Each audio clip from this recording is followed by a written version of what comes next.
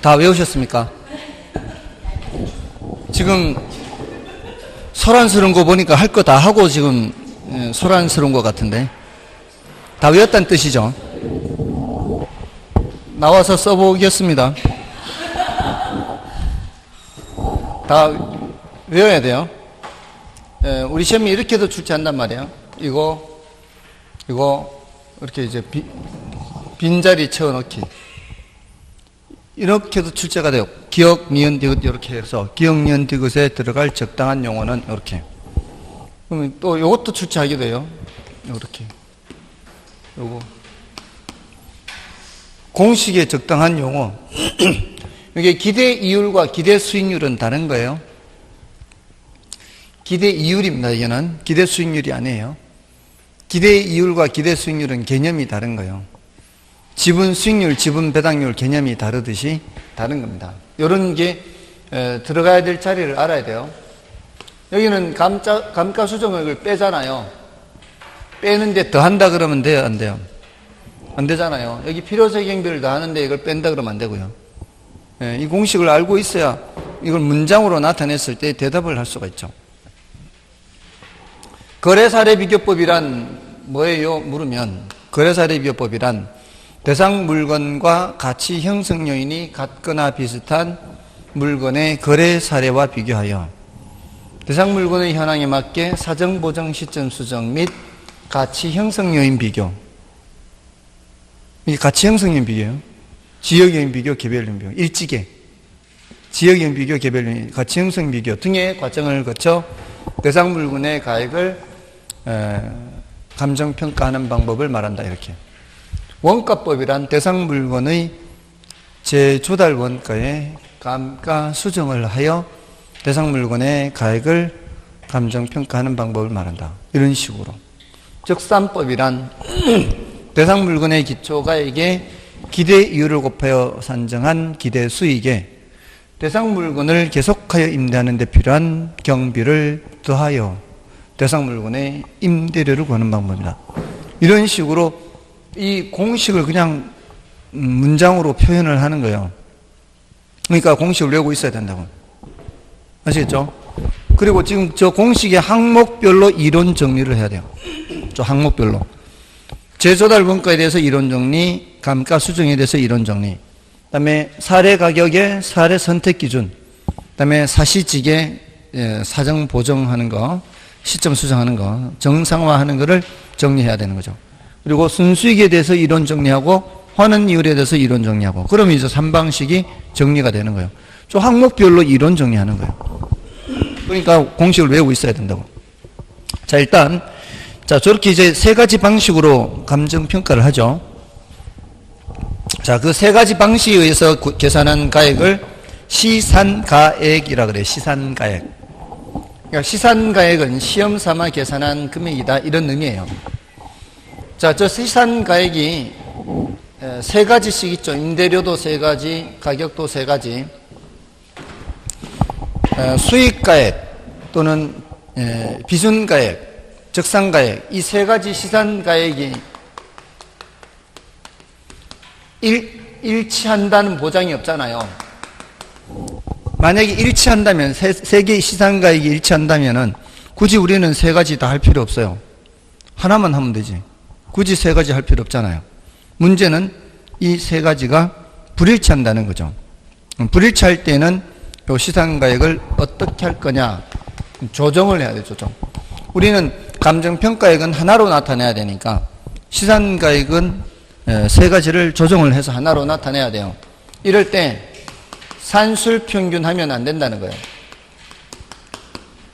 가중치를 달리해서 일종의 가중평균이에요.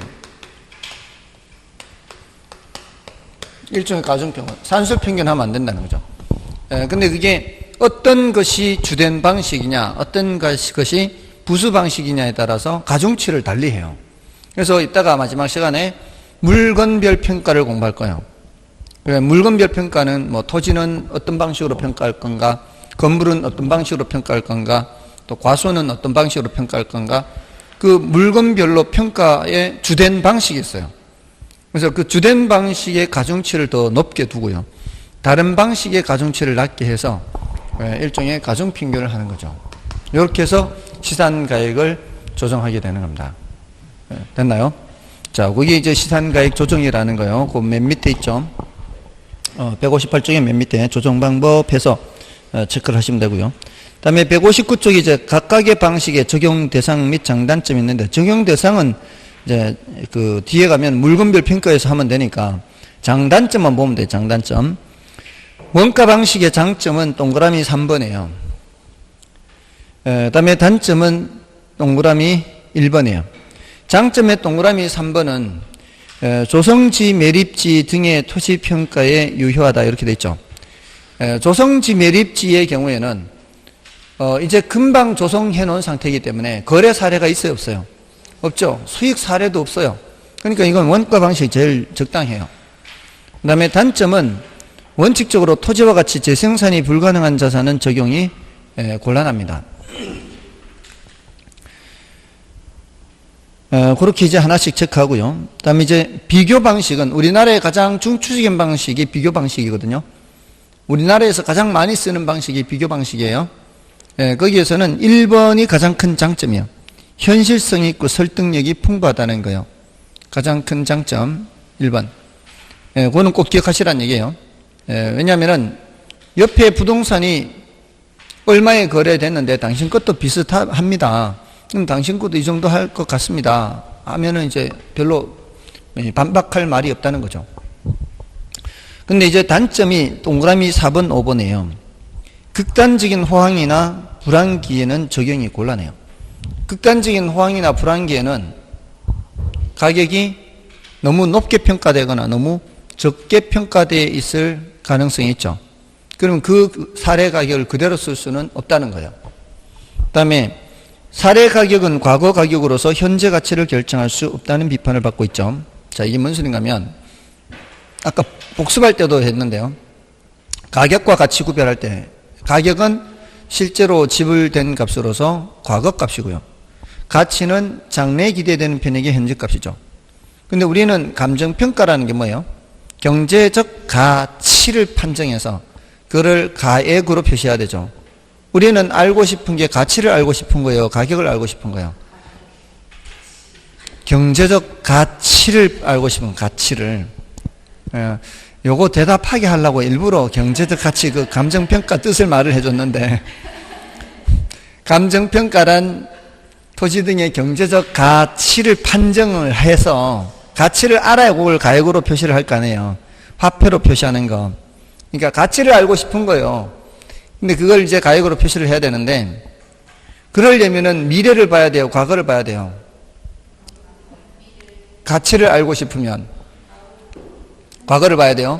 가치를 알고 싶은데 가격, 실제로 지불된 값을 알고 싶으면 과거를 보면 되지만 경제적 가치를 판정한다. 가치라는 거는 장래에 기대된 편익의 현재값이잖아요.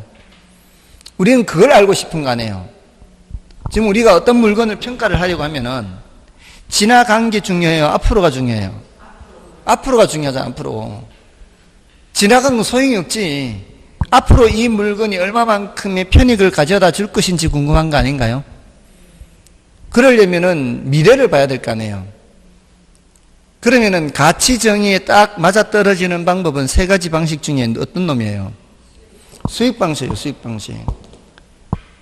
앞으로 벌어들일 수익의 아까 원가 방식하고 다르다 그랬잖아요. 얘는 만드는데 들어간 돈을 따지는 거고 얘는 앞으로 벌어들일 수익을 보는 거고 사실 중요한 건 이거거든요. 지나간 건 소용없어요. 그 지역이 지금까지는 돈 많이 버는 지역이라 해도 앞으로 그 지역 상권이 죽어버리면은 소용없잖아요. 자, 그러니까 우리는 가치를 판단할 때, 경제적 가치를 판단할 때는 이렇게 봐야 돼, 이렇게. 근데 거래사례 비교법은 미래를 보는 방법이 아니고 과거를 보는 방법이에요. 이미 거래된, 다른 놈이 거래된 금액 보고 지금 판단한다는 건데 과거에는 그렇게 거래됐지만 앞으로도 그럴 거냐 이 말이에요. 가장 이론적으로 문제 있는 방법이 거래사례 비교법이에요. 그러니까 문제가 가장 있는 방법임에도 불구하고 현실적이라는 거죠. 현실적이고 설득력이 풍부하기 때문에 가장 많이 사용해요. 그러면 이제 이쪽으로 왔을 때 그럼 자 좋다. 미래를 보자. 미래를 보는데 과연 미래를 얼마나 예측할 수 있겠어요? 하루 앞도 잘 모르는데. 그렇잖아요. 미래라는 걸 예측하기가 쉽지 않거든요. 이게 막상 이렇게 하려고 하면은. 맞잖아요. 그러니까 현실적으로는 이걸 많이 사용을 못 하는 거예요. 예, 그리고, 얘도 나름대로의 또 단점도 있죠. 또 이제 수익에만 치중하면은 신구 부동산에 구별을 할 수 없다든가 이런 단점이 있긴 한데, 아무튼 그래도 이론적으로 보면, 이론적으로는 누가 제일 좋은 방법이다. 이론적으로 제일 좋은 방식은 수익 방식이에요. 수익 방식. 현실적으로는 어렵다 할지라도 이론적으로는 제일 좋은 방식이다. 근데 이론적으로는 제일 안 좋은 방식인데, 예, 그래도 현실적으로는 제일 좋은 방식이 비교 방식이라는 거죠. 그러니까 제일 많이 쓰는 거예요. 현실적이니까. 됐나요? 자, 그런 식으로 좀 장단점을 하나씩 정도 또는 한두 개씩 정도만 체크하면 돼요. 그러니까 수익 방식은 장점이 2번이 가장 크게 기억하실 내용이죠. 자, 이 정도만 하면 되겠습니다. 넘어가시고요. 이제 구체적으로 이제 원가법에서 이제 이론 정리 들어가야 돼요. 자, 원가법은 적산가액을 구하는 거죠. 적산가액은 아까 재조달 원가 빼기 감가 수정에 간다 그랬죠. 자, 여기에서 이제 이론 정리를 해놔야 돼요. 하나씩 하나씩. 재조달 원가에 대해서 이론 정리. 그리고 감가 수정에 대해서 이론 정리. 그러면 이제 원가법이 정리되는 거예요. 적산법은 뭐 별로 할 거 없으니까. 그 다음에 이제 비교 방식 넘어가면 되는 거예요. 그럼 재조달 원가에 기억해야 될 게 세 가지예요. 하나는 이제 뜻이의 뜻. 재조달 원가의 뜻. 재조달 원가가 뭐예요? 그러면은 기준 시점 현재 적정 원가 총액이에요. 이렇게. 기준 시점 현재 대상 물건을 재취득 또는 재생산하는 데 소요되는 적정 원가 총액입니다. 이렇게 얘기를 한다고요. 자, 기준 시점 현재라 그랬죠. 이거를 현재 시점 이러면 틀린다 이 말이에요. 준공 당시 이렇게도 틀려요. 이렇게. 기준 시점, 준공 당시 이렇게 하면 틀려요. 현재 시점, 준공 당시 틀리고 뭐라고 해야 돼요? 기준 시점 현재. 적정 원가라고 돼 있죠. 자, 이 원가란 말을 오해를 하면 안 돼요. 분명히 제가 오해하지 말라고 말씀드렸습니다. 저도 예전에 공부할 때 이런 말들을 무시했기 때문에 힘들었던 거예요. 원가라는 말이 흔히들 많이 써요. 흔히들 많이 쓰는데 그 흔히 쓰는 표현과 여기에서 쓰는 표현이 다르면 여기에서 말하는 대로 따라와야 되는데 늘 머릿속에 생각하는 대로 하면은 그건 어려워지는 거죠. 보통 이거 원가가 얼마예요? 하면은 뭐라고 생각해요, 보통? 요 재료값 생각을 많이 하죠. 그죠? 근데 그렇게 하면 안 된다고요. 자, 여보세요? 이 물건의 원가 하면 여기 재조달 원가 할 때 원가는 지금까지 생각한 원가를 버리고 이 물건을 여기에 갖다 놓을 때까지 발생한 모든 비용을 재조달 원가라 그래요. 그러니까 이 물건을 만들 때 투입되는 재료비만 생각하면 안 되는 거예요. 만약에 이 물건을 만든 업체가 이거 배송 안 해준다면 여기까지 갖다 놓으려면 어떻게 해야 돼요? 이 파는 집까지 가서 사가지고 와서 여기까지 갖다 놔야죠. 그러면 여기까지 갖다 놓는 운송비까지 발생한다고 봐야 돼요. 자, 그럼 일단 그 집에 주는 돈은 뭐예요? 그 집에 주는 돈. 이거 살 때 주는 돈은 그 집에 재료비만 들어갔겠어요? 인건비도 들어가고 그 집 이윤도 들어가 있을 거 아니에요. 그것까지 다 줬을 거 아니에요. 그러고 나서 여기까지 옮겨 놓는데 내가 또 부대 비용이 들었죠. 그걸 다 포함해서 뭐라고 한다고요? 재조달 원가라 그래요. 그럼 건물 같은 경우에 재조달 원가라고 하면 어떤 상태인가 하면은 우리가 사용할 수 있을 때까지 발생한 모든 돈이에요. 그걸 뭐라고 표현한다고요? 그거를 재조달 원가라고 한다고요. 그러니까 원가를 오해하지 마시라고요. 그냥 재료비 이 정도 생각하면 택도 없어요. 재조달 원가, 건물 재조달 원가는 우리가 건축업자한테 야, 집 좀 지어주라. 뭐 아는 사람 있으면 집 좀 지어주세요 하면은 얼마 주면 돼? 그러면 예를 들어 뭐 2억만 주세요.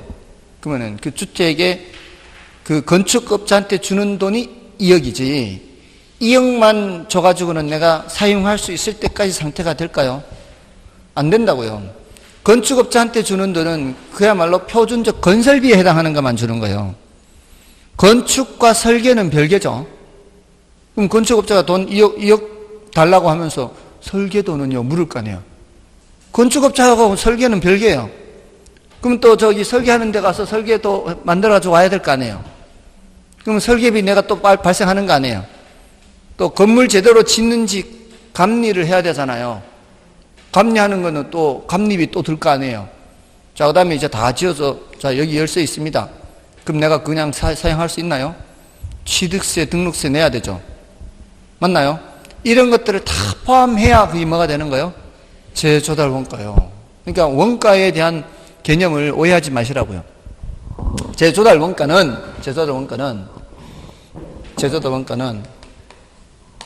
표준적 건설비에다가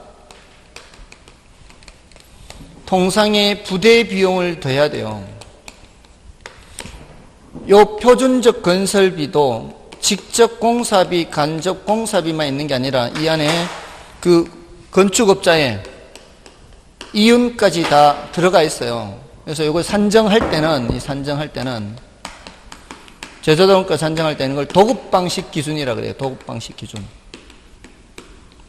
이 도급 방식 기준이라는 얘기는 설령 자가건설이라 할지라도 자가건설의 경우에는 이윤을 고려하지 않고 계산한단 말이에요. 반드시 뭐를 고려하라는 얘기예요? 이윤을 고려하라는 얘기예요. 그리고 우리 교재에도 부대 비용이 뭐 있어요. 이건 항목을 외울 필요는 없어요. 항목을 외울 필요는 없지만 우리가 정상적으로 사용할 때까지 발생한 돈은 건축업자한테 주는 돈만으로는 안 된다 이 말이에요. 이것까지 포함한 게 다 뭐라고요? 재조달 원가. 자, 그러면 이 재조달 원가는 새것 가격이에요? 낡은 것 가격이에요? 새것 가격이에요. 그러니까 기준 시점이 현재 새것 가격이 재조달 원가, 이게 새것 가격이. 근데 내가 평가하는 물건이 새것이 아닐 수 있잖아요. 그리고 설령 새것이라 해도 다 짓고 다 지어놨는데 옆에 쓰레기 소각장이 생겼다. 이럴 리가 별로 없지만 그런 문제가 생길 수 있잖아요. 예를 들어. 그러면 새것이라 할지라도 감가를 해야 되잖아요. 그래서 가치가 하락한 부분만큼을 빼는 작업을 해야 된다 이 말이에요. 일단 뭐를 계산한 후에? 새것 가격을 계산한 후에. 됐나요? 자, 근데 이제 이 재조달 원가의 세 번째 뜻은 뭐라고요? 뜻은 기준 시점 현재 요거 기준 시점 현재 적정 원가 총액이고 이 원가를 오해하지 마시라고요. 재조달 원가는 표준적 건설비에다가 부대 비용을 다 더한 개념의 원가다. 그다음에 세 번째 종류의 종류가 복제 원가와 대체 원가 있어요. 이 복제 원가는 물리적으로 쌍둥이를 만드는 거예요. 물리적으로 똑같은 거 만드는 거예요. 근데 대체 원가는 기능적으로 똑같은 걸 만드는 거예요. 이거는 이제 효용이라고 할 수 있어요. 효용이라는 관점 또 기능이라는 면에서 똑같은 거예요. 예를 들자면 지금 이 건물이 대체로 그렇다 볼 수 있어요. 제가 봤을 때는 이 건물이 이제 층고가 이제 한 층이 4m 정도 될 것 같아요. 그렇게 돼 보이지 않나요? 한 층이 4m 돼 보이죠? 지금 제가 이렇게 하면 여기에서 저 위에 부분하고요. 여기서 이 아래 부분하고 높이가 비슷해 보이지 않나요? 그죠? 비슷해 보이죠? 이 정도면 한 2m 되지 않을까요? 이 정도면 2m 되겠죠? 밑에도 있으니까. 제 키가 그렇게 작지는 않아요. 1m 70 넘습니다. 지금 요즘 고3의 평균 키는데요. 옛날 사람으로 치면 평균 키보다는 조금 더 돼요. 자, 근데 이 정도면은 거의 4m 되잖아요. 한번 생각해 보세요. 이 건물이 지금 다른 여기 들어와 있는 입주한 업체들 다 보세요. 입주한 업체들 모두 다 어디를 따져봐도 4m만큼의 공간이 필요할까요, 지금? 여기 입주한 업체들 다 따져보세요. 이렇게 이게 층고가 높아야만 할 이유가 있나요? 없죠. 제가 봤을 때는 이렇게 층고가 높을 이유가 없어요. 층고가 3m만 돼도 기능은 똑같이 유지될 수 있어요.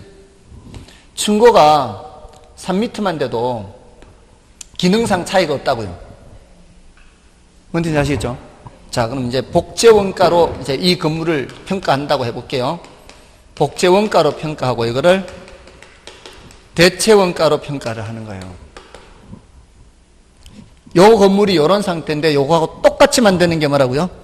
복제원가. 요거하고 기능이 똑같게 만드는 거예요. 대체원가요. 기능은 똑같아요. 자, 그러면 이때 돈이 더 많이 들겠어요? 요때 돈이 더 많이 들겠어요? 요게 돈이 더 많이 들겠죠? 예를 들어 이게 16억 든다고 쳐볼게요. 1m당 뭐 1억 쳐서 4, 4, 16. 요거는 3m예요. 3, 4, 12억 들어요. 자, 돈은 얼마 들었어요? 돈은 16억 들었는데 16억의 가치가 나가요, 안 나가요? 16억의 가치가 안 나가는 거지. 얘는 돈은 16억 들었지만 기능은 몇 억 기능밖에 못해요. 12억 기능밖에 못한다고. 이렇게 하나 이렇게 하나 똑같으면 이 건물 짓는데 16억 들었으니까 당신 16억 주세요 하면 누가 16억 주려고 그래요? 16억 안 주지. 기능은 이 정도 기능밖에 안 하는데 돈 많이 들었다고 많이 주는 거 아니다고 기회 원칙 했잖아요.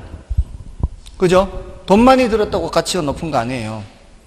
자, 그러면은 이 16억이 여기 들어갔어요. 여기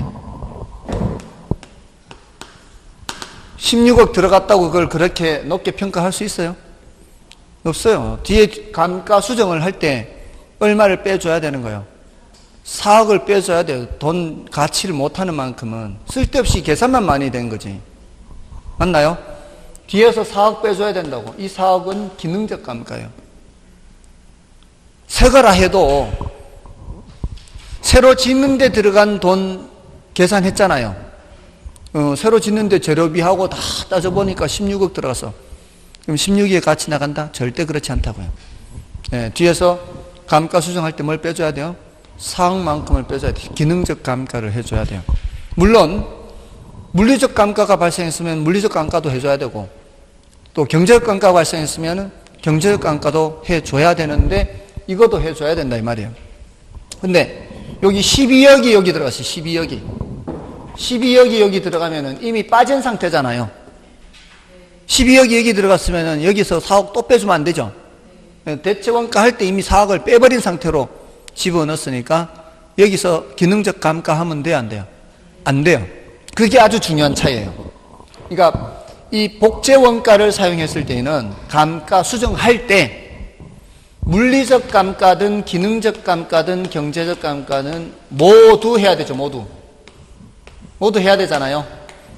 발생한 것 모두 해. 특히 뭐를 포함해서 기능적 감가를 포함해서 모두 해야 되는데 대체 원가를 집어넣으면은 12억을 집어넣으면은 물리적 감가와 경제적 감가만 고려해야 되고 기능적 감가는 하면 된다 안 된다? 안 된다. 기능적 감가는 이미 한 상태다. 요거 계산할 때 대체 원가 계산할 때 이미 뭐를 고려했다? 기능적 감가를 고려했다. 됐나요? 그러니까 여기는 기능적 감가를 고려하면 된다 안 된다? 기능적 감가를 하면은 안 된다 이 뜻이에요. 이게 이론적으로 아주 중요한 차이입니다. 자, 그럼 요 세 가지. 하나, 뜻. 언제적 가격이다. 기존 시점 가격이다. 두 번째, 원가는 그야말로 재료비만 생각하면 안 된다. 직접 재료비, 직접 공사비, 간접 공사비 말고 이윤까지 해야 되고 부대비용까지 해야 된다. 됐나요? 근데 우리 시험에서는 계산 문제로 나올 때 부대비용까지는 출제를 하지 않고요. 여기까지만 했어요. 여기까지만.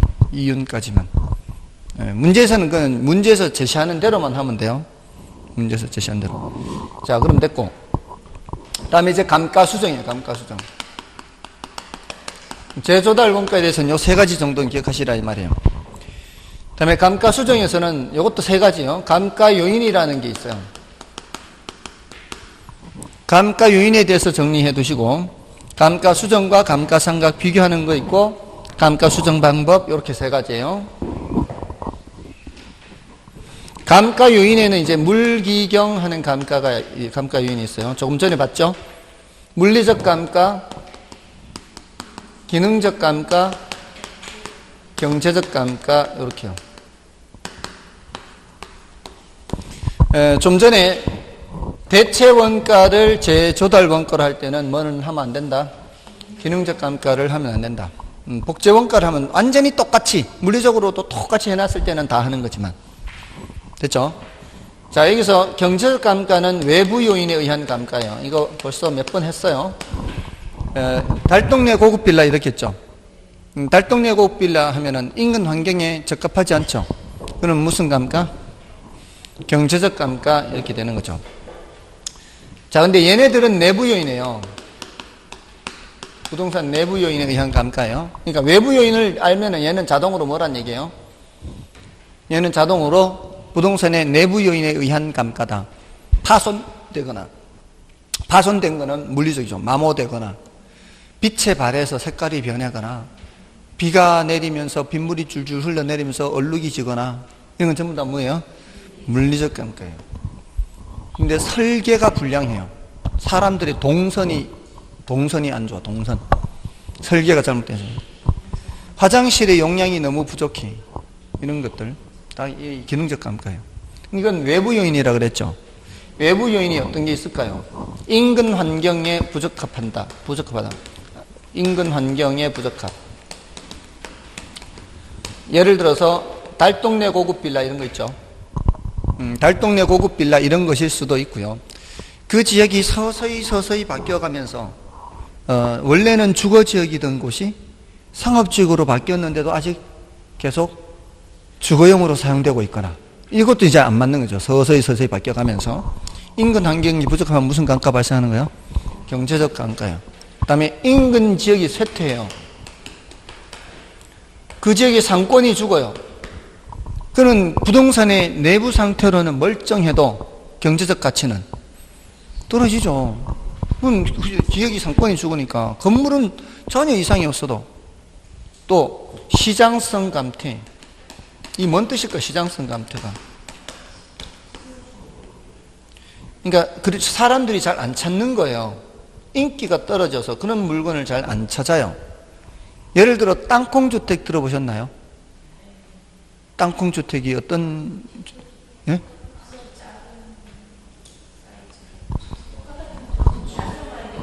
작다라는 의미는 아니고요.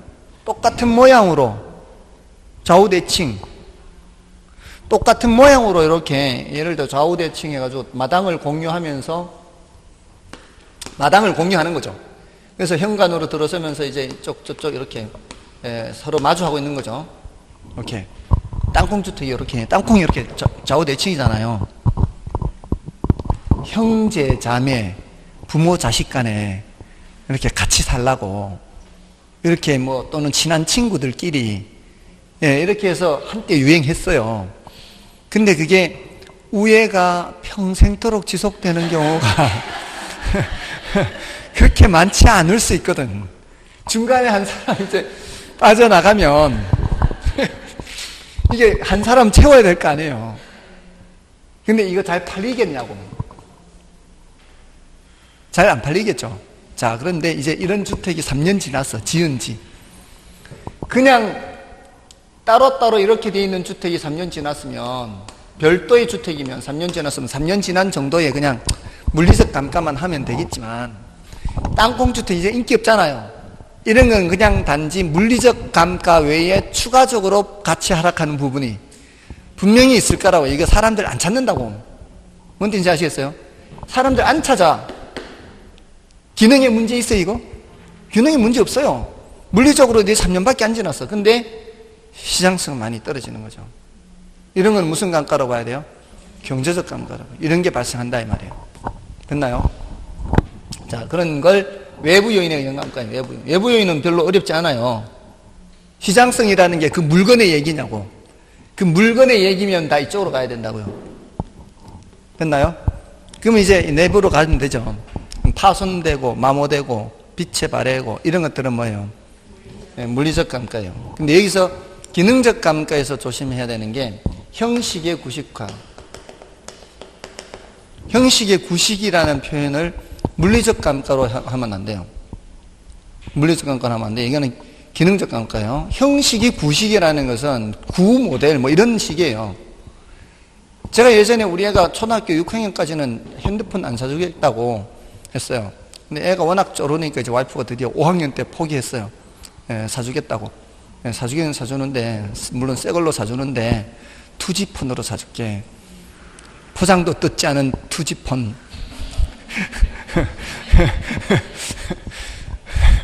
새 거죠, 새 거. 물리적 감가 있어요, 없어요? 근데 무슨 감가 있다고? 그게 형식의 구식이 투지폰. 포장도 뜯지 않은 투지폰. 지금은 투지폰이 아니라 스마트폰이라 해도 갤3도 포장 안 뜯은 거라 해도 포장 안 뜯은 갤3도 뭐예요? 기능적 감가라고요. 뭔지 아시겠어요? 형식의 구식의 의미가 그거라고. 구모델. 그런 것들은 기능적 감가다 이 말이에요. 또 요거 오해하시면 안 돼요. 건물과 이 부지의 부적합. 건물과 부지의 부적합.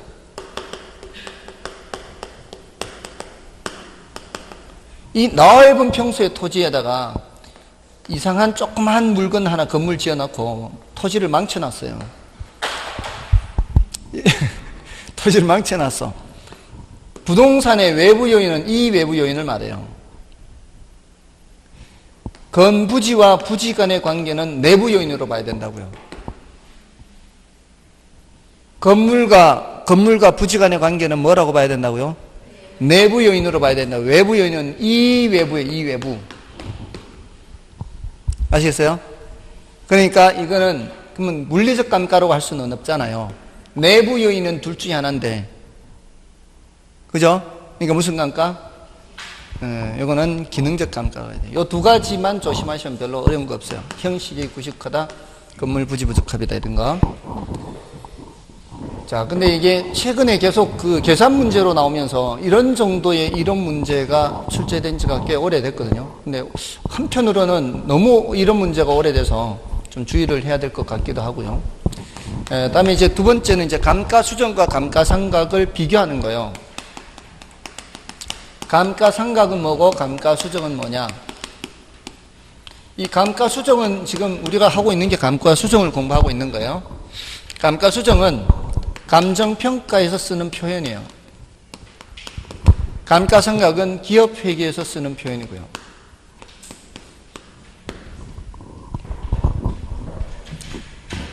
감정평가에서 쓰는 감가수정은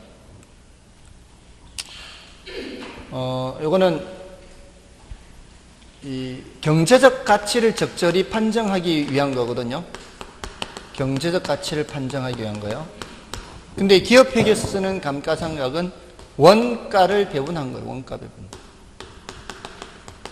원가를 배분해서 회수한 거예요. 원가 회수한 거예요. 회수. 예를 들어 공장 짓는데 1억이 들어갔어요. 근데 이 1억이 들어간 돈을 공장주 입장에서는 원가를 뽑아야 될 거 아니에요. 원가를 뽑으려면 결국 어디에 반영을 해서 뽑아야 돼요? 제품 가격에다 반영을 해서 뽑아야 되는 거 아닌가요? 그럼 제품 가격이라는 게 가격이 똑같아야 되잖아요. 가격이. 예, 첫 번째 나온 물건에다가 1억 더하기 원가 해서 이렇게 하면 안 되잖아요. 그러니까 똑같이 나눠야 되는데 그게 10년간 건물을 쓸 수 있다면, 건물을 10년간 쓸 수 있다면 매년 똑같이 1,000만 원씩 배분을 해서, 그래서 제품 가격이 똑같도록 해야 되지 않나요?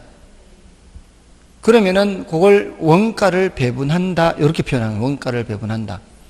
예, 그래서 1년 지나면 1,000만 원, 또 1년 지나면 1,000만 원 해서 10년간 1억을 회수할 수 있도록 그렇게 해야 되겠죠. 맞나요?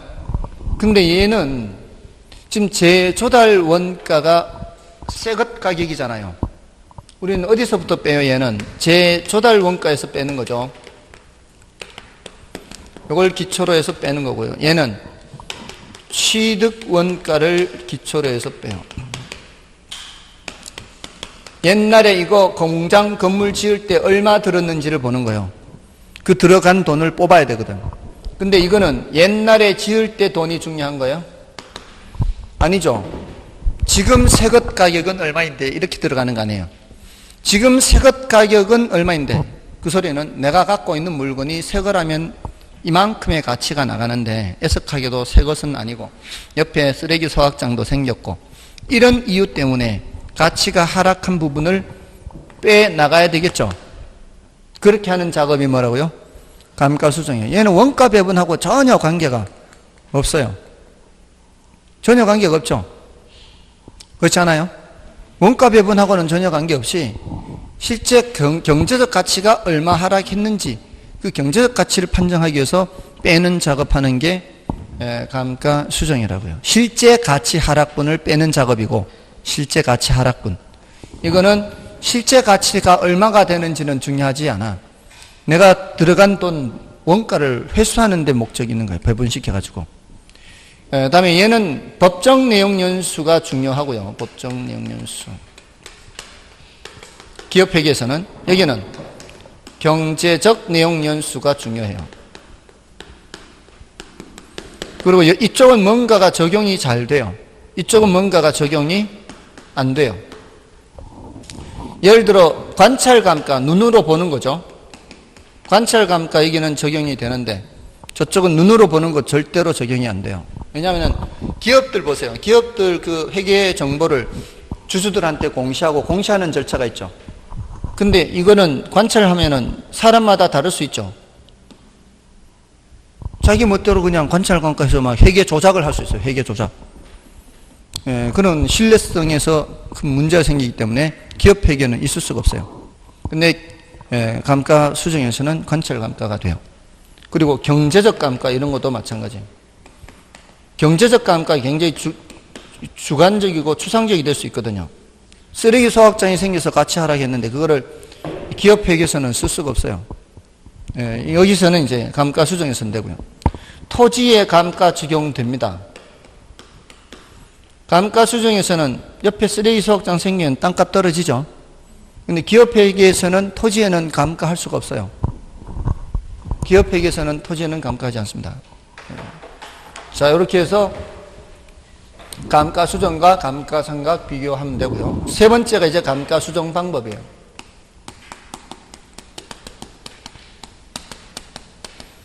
자, 감가 수정 방법은 내용 연수법 해서요. 이게 이제 제일 중요하고요. 내용 연수법, 관찰 감가법. 조금 전에 여기 눈으로 보는 거 있었죠. 눈으로 관찰해서 분해법 등등등 많아요. 뭐 시장 추출법도 있고요. 이 시장 추출이라는 말이 나오면은 무조건 매매 사례로부터 추출한다 이렇게 기억하면 돼요. 이게 감가 수정에도 시장 추출이 있고요. 환원율 구할 때도 시장 추출이 있어요. 시장 추출이라는 얘기는 시장 하면 수요 공급, 시장에서 거래된 거예요. 그 거래된 사례로부터 감가 수정액을 추출하는 거고, 환원율을 산정할 때도 시장 추출법 하면은 매매 사례로부터 환원율을 추출하는 거고, 뭐 그런 거예요. 그 외에 이제 임대료 손실 환원법 이런 게 있고요. 얘네들은 이런 게 있다는 정도입니다. 이런 게 있다는 정도. 근데 내용연수법이 이제 압도적으로 중요하죠. 내용연수법은 이제 정액법, 정률법, 상환기금법 해서 이 중에서 제일 중요한 게 정액법이고요. 그 다음이 이제 정률법이에요. 이렇게 두 개를 특히 비교를 할 수가 있어야 돼요. 네, 정액법은 매년 감가액이 어떻다는 거예요? 매년 감가액이 똑같다는 게 정액법이죠. 이게 이제 똑같아요. 근데 정률법은 어떻습니까? 매년 감가율이 일정하죠. 매년 감가율이 일정하면은 예를 들어 1억의 재조달 원가가 있어요. 재조달 원가가 1억. 그 다음에 정률이 20%. 1년에 20%씩 이제 감가가 되는 거예요. 그럼 첫 해는 1억에 대해서 20%예요. 그럼 2천만 원 감가가 되는 거예요. 그러면 8천만 원이 남게 되죠. 이게 적산가액이에요. 남는 게. 1년 지난 후에 적산가액이 8천만 원이다. 이런 뜻이에요. 그럼 두 번째 연도는 요 8천만 원에 대한 20%죠.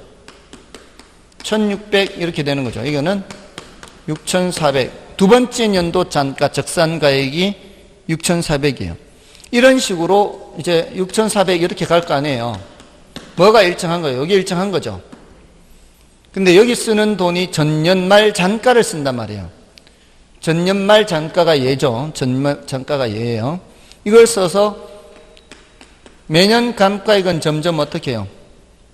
매년 감가액은 점점 줄어들죠. 이게 이제 정률법이에요. 그러니까 정률법은 매년 감가액이 점점 이렇게 줄죠.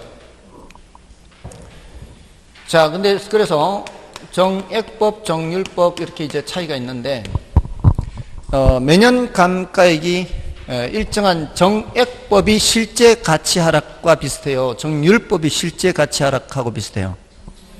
정률법이 실제 가치 하락하고 비슷하죠. 그래서 정률법으로 평가하는 것이 경제적 가치를 판정하는 관점에서는 더 좋습니다. 근데 계산하는 방법이 더 어렵죠. 얘는 그냥 예를 들어 정액법은 지금 1억짜리가 10년 후에 1,000만 원 남아요. 10년 후에도 폐쇄 가치가 있어서 1,000만 원이 남아요. 그럼 10년간 얼마 떨어지는 거예요? 9천만 원 떨어지잖아요. 그러면은 1년에 얼마씩 떨어져요 하면은 9천만 원을 그냥 십등분하면 되는 거예요. 10년간 9천만 원 떨어지니까. 맞나요? 그러면 이제 9천만 원 십등. 만약에 내용연수 만료시 남는 거 없어. 내용연수 만료시 남는 게 없으면 그냥 1억을 10등분 하면 되는 거예요. 전체 내용연수가 20년이면 20등분 하면 되는 거고. 그러니까 결국은 총 감가액이 얼마인지를 알아야 돼요. 총 감가액이. 총 감가액이 얼마인지를 알려면은 내용연수 만료시 얼마가 남는지를 보면 되는 거예요. 그래서 등분하면 돼요. 그래서 얘는 계산하는 게 좀 더 쉽단 말이에요. 가능한 한 우리는 쉬운 방법을 하는 게 좋을 거 아니에요. 근데 다행히도 건물이나 구축물은 정액법을 적용하더라도 큰 차이가 없어요. 그래서 우리 시험에는 정액법이 많이 나오는 거예요. 정률법은 딱 한 번밖에 안 나왔어요. 계산 문제로는. 이론으로 비교할 때는 좀 나오기는 하는데. 그래서 얘는 동산, 특히 기계류. 이거는 이제 정률법으로 하게 되는 거죠. 됐나요? 그래서 이 두 개를 비교하는데, 자, 이 상환기금법은 어떤 특징이 있냐, 이 말이죠. 상환기금법은, 자, 이제 요거는 정률법은 이제 보이시죠? 이게 정률은 일정한데 이게 매년 감가액이 이렇게 떨어지는 거. 자, 근데 상환기금법은 뭔가 하면은 특징이, 예를 들어 이런 거예요.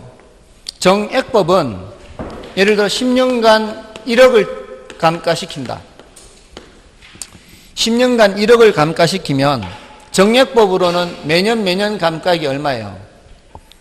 정액법으로는 천 이렇게 갈 거 아니에요. 그렇게 해서 합산되면은 1억이죠.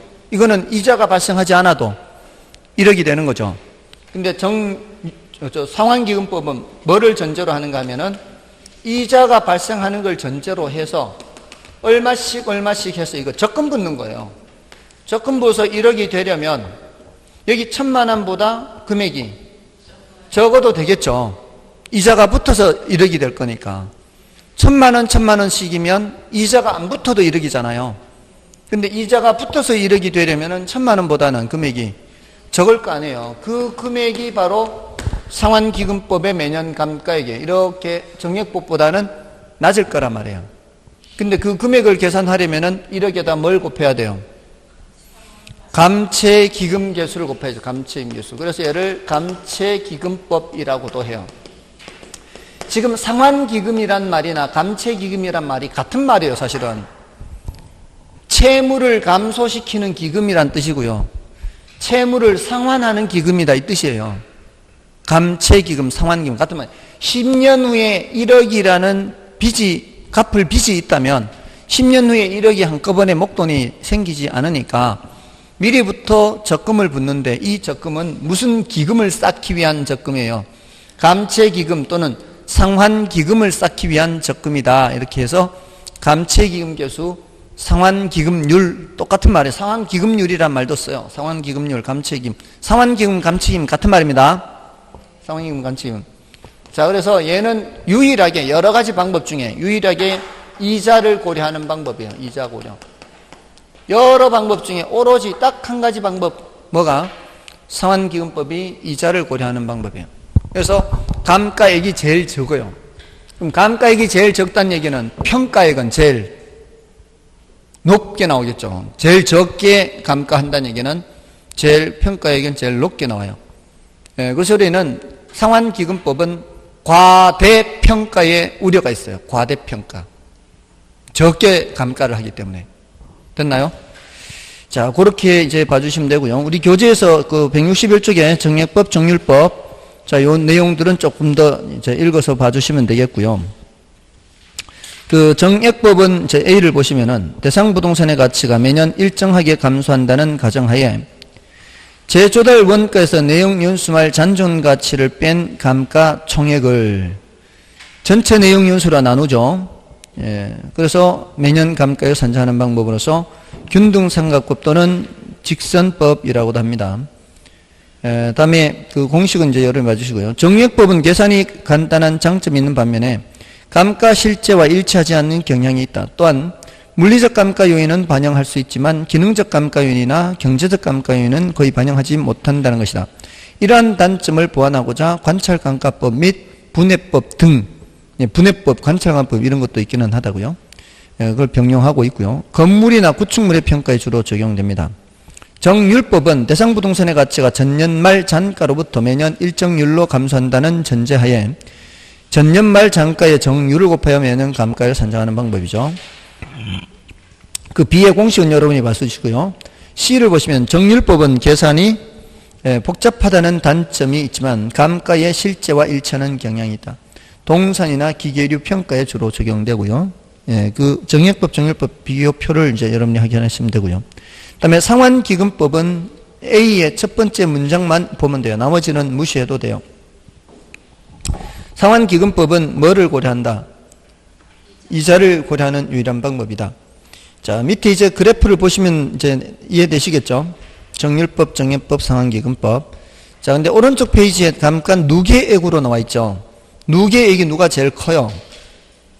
정률법이 제일 크죠? 그만큼 처음부터 감가를 많이 한다는 뜻이에요.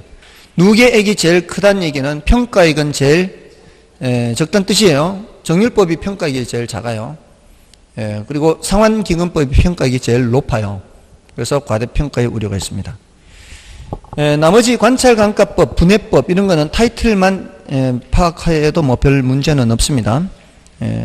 타이틀 위주로만 좀 파악하시고요. 다음에 164쪽에 이제 표로 정리가 되어 있죠. 표로 정리된 거는 이제 여러분들이 확인하시고요. 다음에 적산법에서는 공식 정도만 기억하시라고요. 적산법은 그 의 있죠. 뜻은 알아두시고, 그러니까 동그라미 1번까지 해서 봐주시고요. 밑에 더 자세히 들어가는 거는 좀 난이도가 높아요. 그러니까 동그라미 2번의 기초가격이라든가 동그라미 3번의 기대율이라든가 동그라미 4번의 필요 재경비 이런 것까지 다 하는 거는 조금 깊게 들어간다. 좀 더 하고 싶으면은 그렇게 하셔도 제가 말리지는 않겠는데. 자, 아무튼 오늘 문제를 좀 보고 좀 쉬겠습니다. 오늘 문제 1번부터 볼까요?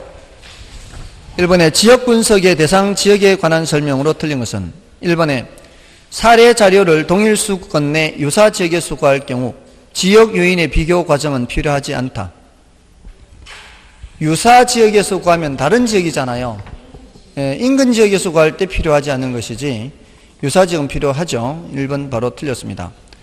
다음에 2번, 3번, 4번, 5번. 자, 5번 지문만 좀 보겠습니다. 2, 3, 4는 여러분이 봐주시고요.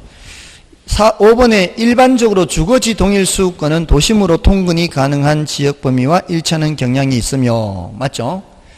주거지의 경우는 이제 통근 가능 지역 범위예요. 지역적 선호도에 따라 그 범위가 좁아지기도 한다. 이 소리는 뭔 소린가 하면은 그 고급주택 지역, 특히 고급주택 지역은 한정돼 있죠. 보통 고급주택 지역은 한정돼 있어서 서울 같으면 보통 어디를 많이 얘기를 해요. 서울 같으면 이제 강남 3구라든가 뭐 이렇게 또는 뭐 한남동, 아까 뭐 평창동, 옛날 같으면 세금정 이런 거 있잖아요. 그러니까 이 돈 많은 사람들이 가는 곳은 딱 정해져 있죠. 저는 서울 살 때 전 서울 시내를 다 알아봤지만 돈 있는 사람들은 강남 3구를 잘 안 벗어납니다. 그죠? 강남 3구 잘 안 벗어나요. 그러니까 좀 고급 주택지 같은 경우에는 동일 수급권의 범위가 좀 좁을 수도 있어요.